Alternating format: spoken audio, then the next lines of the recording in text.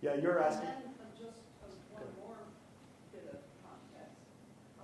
The way in which the item gets regulated matters. And there is a difference as to how it's treated from a regulatory point of view, as to whether it's characterized as a drug or a device. And then just a third point, you may get to things that just really aren't clearly one or the other. I was thinking as you talked about catheters coated with the silver coating. Well, nobody would think a catheter is a drug Right. Right off. Right. But it is effective, large part because it's coated. Yeah, you're actually asking us to address two questions that we tried to. You're giving us a solution to one of our problems. One of the problems we had was trying to figure out why the regulation existed in this way. Why do we need a drug-device distinction in the first place? And so a historical investigation would be very helpful there. I think that's right. We actually looked at the legislative history to try to see if Congress, whether 1906 or 1938 or 1962 or 1976, et cetera, had any legislative intent behind what is, quote, chemical action, and we couldn't find anything. I'm not surprised either. Apparently there was a belief that nothing penetrated below the skin. Right. The other thing is FDA, in its essentially 100-year history, maybe only 70 years dealing with this, has not defined chemical action. We've talked explicitly to FDA, and this is an issue that they have struggled with and have, frankly, ducked in many contexts, and they've handled on a case-by-case without a lot of explanation. I mentioned this product, decapanol, where you scratch your head and say, this doesn't make sense. The last thing you mentioned, like a drug-eluting stent or a catheter, there are products called combination products that are both a drug and a device, and the process there is you determine the primary mode of action of the combination product, and that's what determines the regulatory pathway. So a drug-eluting stent is regulated as a device, even though it has a quote-unquote chemical on the surface that interacts with the wall of the vessel. Yeah, and to respond also to the way of ethically evaluating it, right, asking what the outcomes would be or something like that. And maybe this is an unfair assumption, but you might think that the FDA is divided into drugs and devices, and that they think those are adequate tests for both. So there's some sense in which, look, it takes longer to get a drug through, so maybe you want something in there to postpone it. But it also might be the case that you want it in the other category to get it through faster. It already looks safer. So answering the question whether it's a drug or device in terms of its social outcomes is tricky.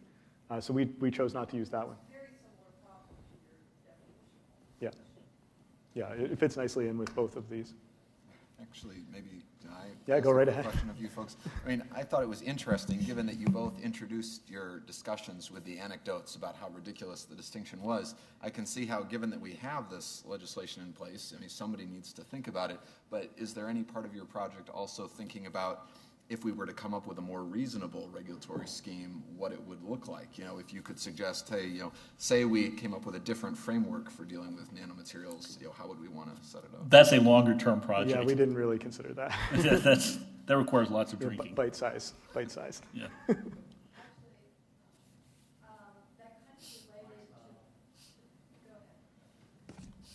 Yeah, there are examples where both chemical and physical phenomena are the mode of action. Take, for example, multi-watt carbon nanotubes that arrive in the pleural cavity, and then the very long ones, because of their length, they cause damage to, for example, macrophages. They pierce them right through. The short ones are effectively cleared. But on the other hand, at the same time, the long ones are retained, of course, causing this physical damage. On the other hand, they also have contaminants like, let's say, ion contaminants, as trace contaminants, and they are dissolved and then cause an additional some chemical reactions. So why would you are you so keen to differentiate between a drug and a device when both things can happen? There are other examples as well. For example, take copper particles, copper nanoparticles. If you put them in a cell culture, they actually translocating into the cell cytoplasm, locally dissolve and cause a very high concentration, very high relatively speaking, of copper and kill the cells. When you use the same copper ionic form, copper sulfate, and dose the cells, nothing will happen to the cells. So here you have, again, a combination of physical properties that are important, getting into the cell, as well as local those are good examples, actually. Both of those examples, the dual properties arise from different kinds of treatments. So the third part of our decision tool is to look at how the treatment works, right? So if you use it in one way, it might be classified as a drug, and used in another way, classified as a device. It would depend on what it's intended to do. The same way if I like drink glue, you might consider that a drug rather than a device, right? Yeah. A couple. Well, actually, just to respond to the harm piece before we get the technical stuff. I mean, again, the regulations are in place to prevent harm, right? So whether it turns out to be a drug or a device, it's going to be regulated, and that turns out okay, right? I mean, that part's sort of taken care of nicely already. That's a good thing about the existing framework. And then the existing statutory language mandates that we look at the primary mode of treatment, not the primary cause of risk or of harm. So you may have a carbon nanotube which may have asbestos-like qualities as a risk or a harm. Under the statute, that's not something that we are allowed to take into account in determining regulatory classification. Sure. I mean, that's the difference because you're dealing with FDA and we are dealing here with completely different issues here. Yeah? Right. If it wasn't clear, this is very important. This algorithm is for FDA purposes only. Right. Okay. Worker exposure, OSHA, EPA, et cetera, that's an entirely different. On the other hand, it's also intended to be somewhat general. I mean, the ideas that we're using here might be useful in other regulatory other regulatory purposes. While I agree, there's all this nanotech problem. It seems to me that, I mean, the problem that we're looking at, I think, in all of our talks was that we're dealing with an old language and old categories and old epistemologies and ontologies to deal with these new phenomena. And on the one hand, we might say, well, this is hopelessly old-fashioned, anachronistic. We have to come up with a better language and better regulatory schemes and so forth. On the other hand, I mean, these old terms still do a lot of work. And I mean, just in the case that you're referring to in Germany, there's this very famous nano-cancer researcher who's worked on treating brain cancer by injecting iron particles into the brain tissue. And the iron particles then get in a magnetic field, and then they heat up the cells, and the cells die, and so forth.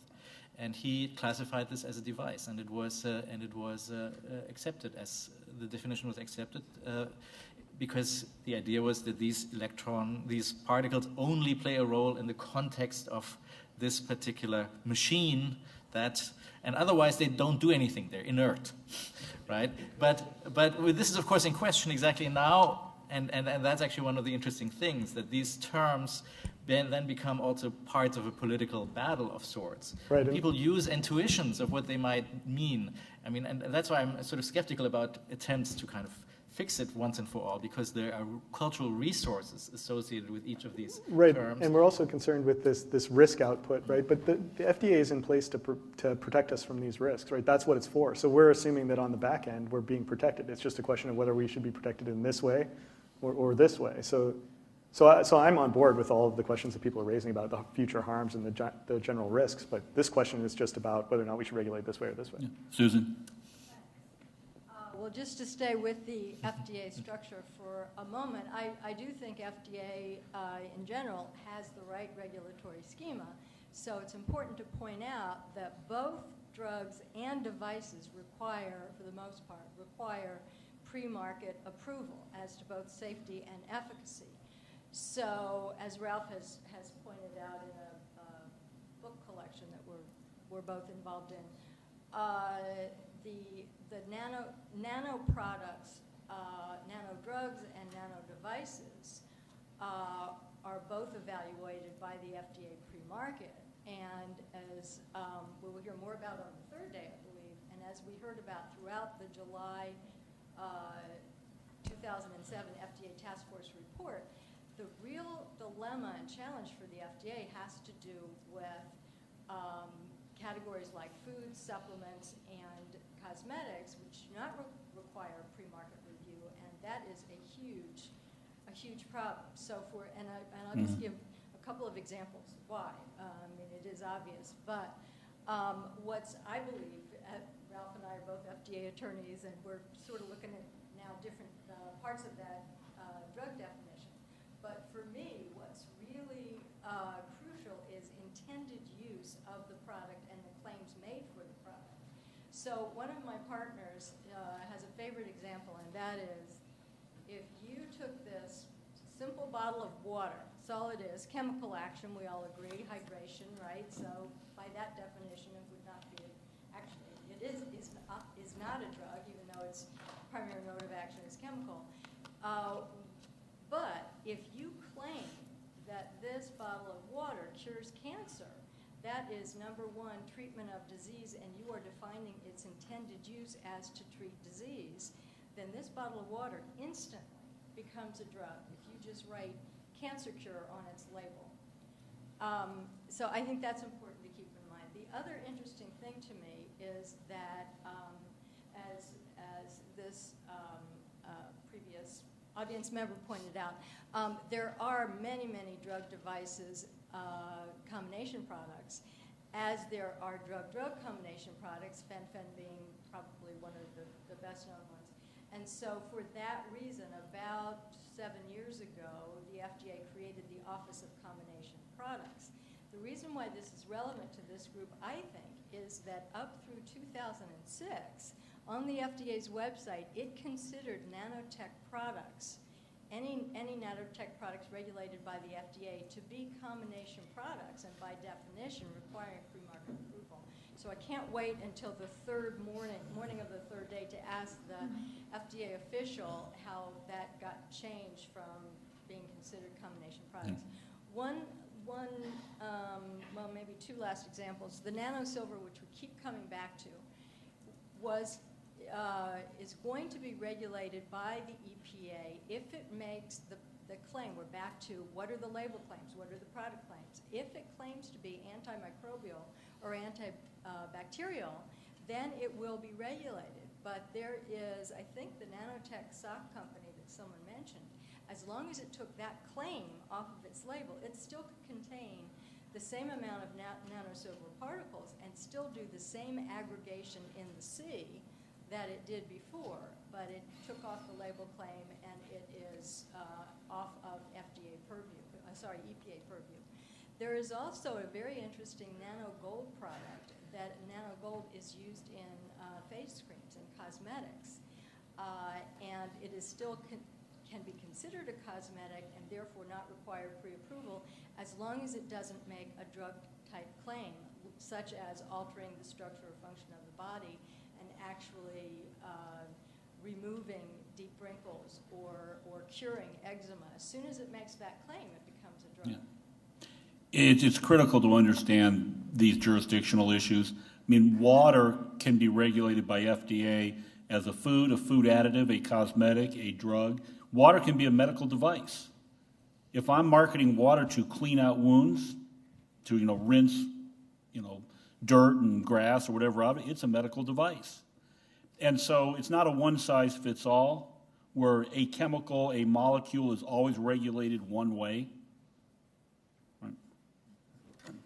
Quick comment from my point of view.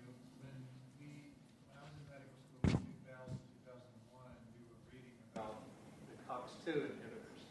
And there was ample theoretical risk in the medical literature at that time to annotate that these drugs were going to have, at least among when we were studying it, the risks that later played out with Vioxx. And I don't quite know what happened with the FDA there, but it was interesting that in the medical school at the time there was all of this discussion, but yet it made it all the way through. So just as a comment about we trust them to protect us, somehow we need to do some failure analysis on their mechanism somehow. I have a question primarily for Dr. Nordman. I thought your talk was wonderful, but I was wondering if you thought that the public, say in this country, would be prepared to accept this social contract you had put forth, which was that we can't necessarily prevent an asbestos-like event, but that we're going to, try darn hard to catch it early this time. Is that something that we can articulate or base our policies on? Well, that is a very, very difficult question indeed. I mean, when I cited this example about collective experimentation in society as a laboratory, it comes very much from a European background. And there are some social theorists who are actually proposing that this will actually create a kind of new social solidarity. Knowing that we are all guinea pigs in these experiments will actually kind of create maybe something like a European bond and so forth, which I think is a very optimistic way of looking at this, let's say. On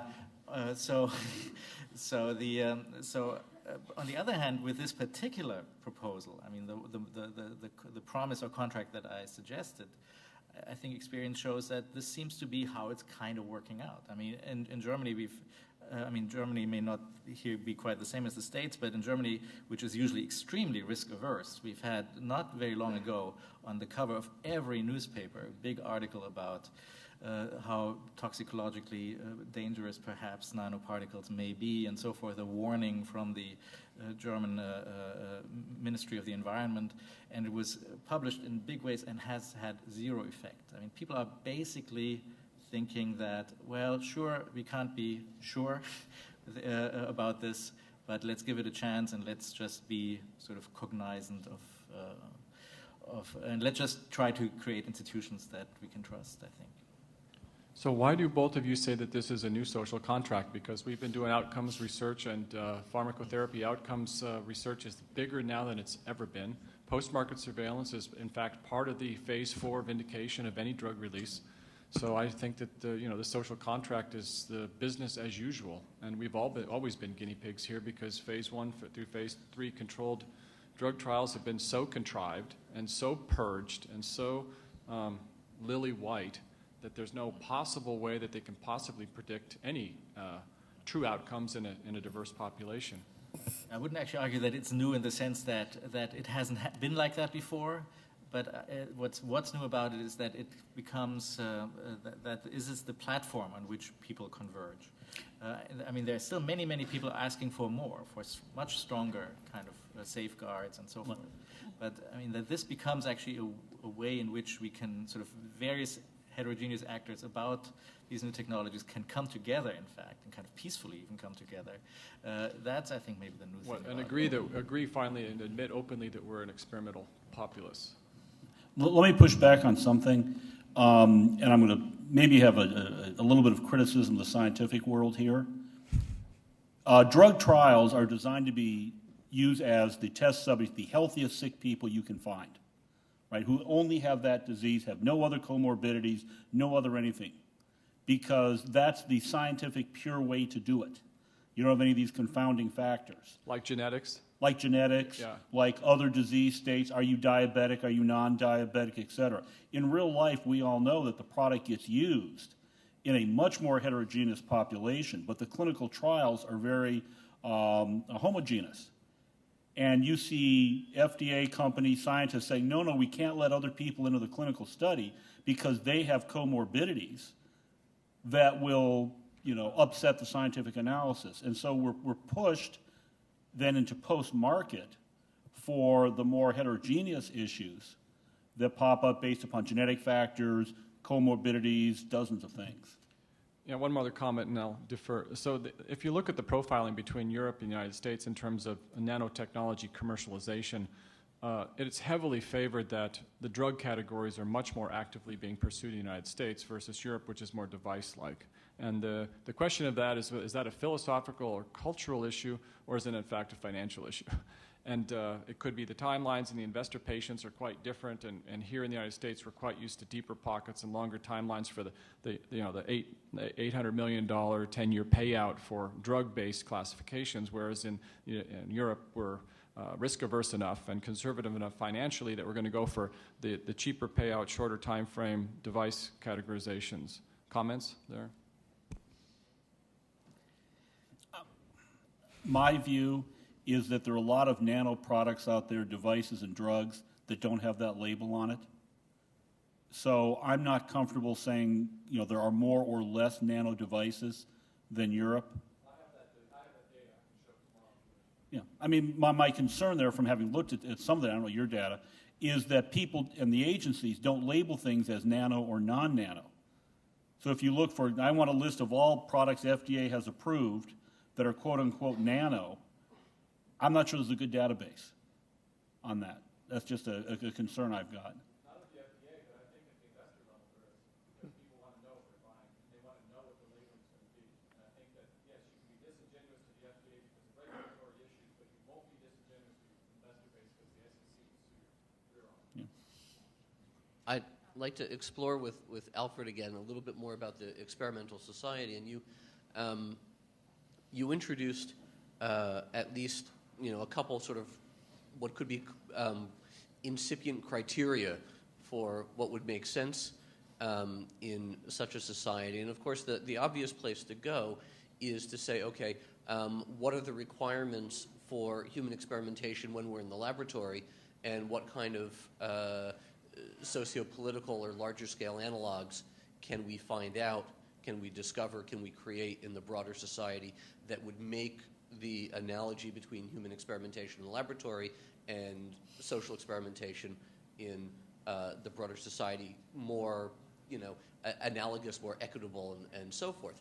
And I've thought about this a lot, actually, and a couple of the stumbling points are things like randomization, things like to whom are the benefits actually distributed. The ability to withdraw is a really good one, because whenever you sign your informed consent form, you say to the site, hey, I can get out of here and not be subject to the protocol whenever I want to. And so can we, can we create a robust enough, whatever the flaws of the informed consent paradigm are, there are some relatively clear criteria with which we can work to say, does this do justice to the people who are experimented on? I've been actually also trying to think about this analogy. I mean, how far can we take this idea of human experimentation and kind of scale it up to whole societies? And of course, we already get a problem with the very idea of informed consent, because we don't think of our society as being based on consent. I mean, we like to think of ourselves as a democratic society where what we would need and want is what Sheila Yasanov again called informed dissent. So that's already a disanalogy, but maybe an interesting one that one needs to explore. What is the right kind of informed dissent which allows a certain kind of experiment to go forward? And the other question, again, I did make a skeptical comment about the precautionary principle, but maybe the very point of having the precautionary principle is that it opens a space of debate about when to call off the experiment. If I can just... No, I think we want to have a 30-second deep comments, deep wisdom from each speaker, and then food awaits. Yeah, so you want to start, Alf? A deep comment? Actually, I think I just gave all my deep comments. I spent my deep comments. Shall we start on this end, and then you'll be thinking of one. Okay.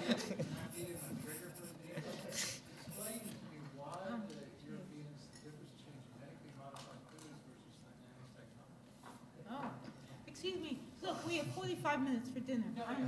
Well, that's what I was just told. We really have to wrap up and then save your wonderful question for dinner time. Okay, who wants to start?